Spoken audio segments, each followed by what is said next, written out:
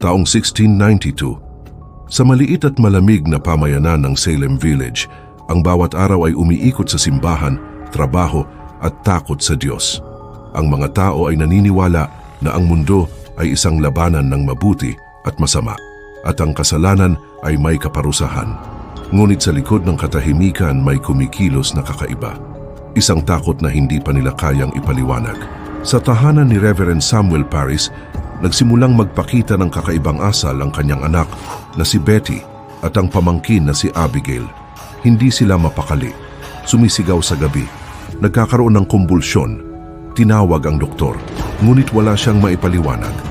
Sa huli, isang salitang magpapabago sa lahat ang binitawan, witchcraft. Sa takot at presyon, itinuro ng mga bata ang tatlong babae. Si Tituba, si Sarah Good at si Sarah Osborne. Sa ilalim ng matinding pagtatanong, si Tituba ay umamin o napilit umamin.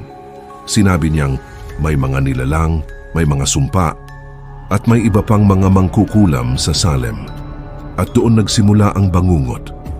Ang takot ay parang apoy, mabilis kumalat. Isa-isang itinuro ang mga kapitbahay, kaibigan, at kahit mga miyembro ng pamilya.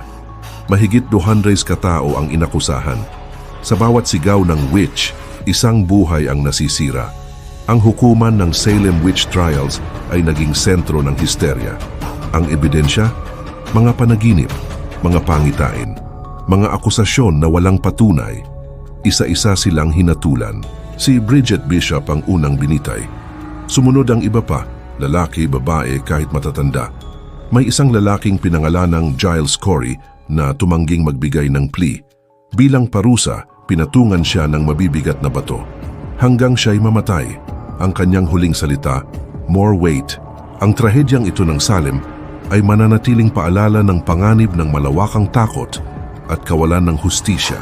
Habang tumatagal, may ilan nang nagsimulang magtanong, totoo ba ang lahat ng ito?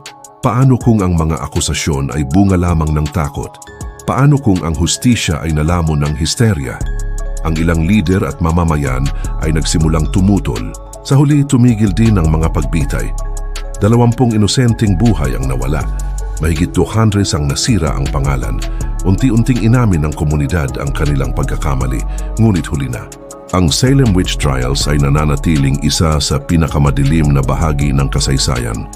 Hindi ito kwento ng mahika, ito ay kwento ng takot, ng maling akusasyon at ng kapangyarihan ng histerya. Hanggang ngayon, ang Salem ay tila may bulong ng nakaraan. Isang paalala na kapag ang takot ang namuno, ang katotohanan ay nawawala. Sa isang mundong pinamumunuan ng takot, sino ang tunay na may sala?